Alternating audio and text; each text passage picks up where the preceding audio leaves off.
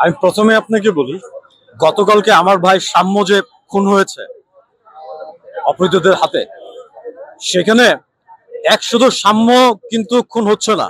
আপনি দেখেন প্রতিনিয়তই এর আগে আমাদের ছাত্র দলের পারভেজকে হত্যা করা হয়েছে। এক একটা কিন্তু টার্গেটেড আপনার হত্যাকাণ্ড কিন্তু ঘটানো হচ্ছে। আমি মনে করি যে এই ব্যর্থতা আমাদের প্রশাসনের, এবং 5ই আগস্ট পরবর্তী সময়টাতে বিপ্লব বা গণঅভ্যুত্থান যেটাই বলি না কেন, এই সময়টাতে জনসমর্থিত একটা সরকার কিন্তু ডক্টর ইউনূস সরকার। কিন্তু আমরা দেখতে পাচ্ছি যে এখনো ফ্যাসিস্টদের দোসররাই কিন্তু পুলিশের আপনার টপ লেভেল থেকে একদম আপ টু বটম আমলাদের মধ্যে এখনো ফেসিজম।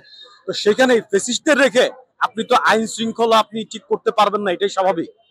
এবং একের পর এক কেনই ছাত্র দলকে টার্গেট করা হচ্ছে, যারা 16 বছর এই আপনার গণতন্ত্রের জন্য, দেশের জন্য যারা জীবন দিয়ে আসছে, তাদেরকে এখনো কেন জীবন দিতে হবে? সেখানে জুলাই আন্দোলনের পরে তো দেশের এই আইনশৃঙ্খলা পরিস্থিতি থাকার কথা না। এবং স্বরাষ্ট্র উপদেষ্টার এই যে আইনশৃঙ্খলা অবনতি প্রতিটা ক্যাম্পাসে হচ্ছে, শুধুমাত্র দুটো হত্যা না, 6 মাসে 2টা খুন এই ক্যাম্পাসে, ঢাকা বিশ্ববিদ্যালয়ের ক্যাম্পাসে হয়েছে। তার বাইরেও একটা বিশ্ববিদ্যালয়ের মধ্যে কিভাবে প্রক্টোরিয়াল টিম থাকলে এ ধরনের আইনশৃঙ্খলা পরিস্থিতির অবনতি ঘটে? এখানে তো সাধারণ ছাত্ররা কেউ সেফ না। শুধুমাত্র ঢাকা বিশ্ববিদ্যালয় কেন, বাংলাদেশের বিভিন্ন বিশ্ববিদ্যালয়ে এ ধরনের অরাজকতা সৃষ্টি হচ্ছে।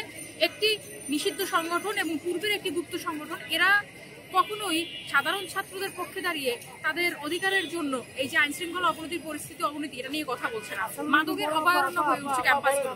কি করছে ঢাকা বিশ্ববিদ্যালয়ের প্রক্টোরিয়াল বডি, কি করছে প্রশাসন?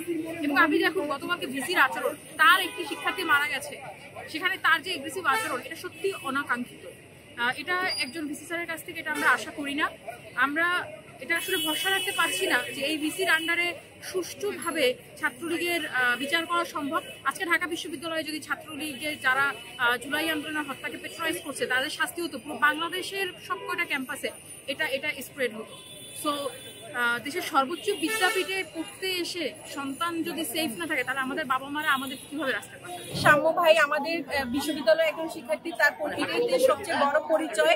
তারপর পরবর্তী পরিচয় তিনি ছাত্র দলের সংগঠনের সাথে সংযুক্ত ছিলেন এবং তিনি আমাদের একজন সহযোদ্ধা বলা যায়। এবং জুলাই পরবর্তী সময়ে আমাদের প্রথম দাবি ছিল নিরাপদ ক্যাম্পাস, এবং অনিরাপত্তার জনিত কারণে অলরেডি ক্যাম্পাসে 2টি হত্যাকাণ্ড হয়েছে। একটা হচ্ছে তোফাজ্জল হত্যা এবং আমার ভাই সাম্য।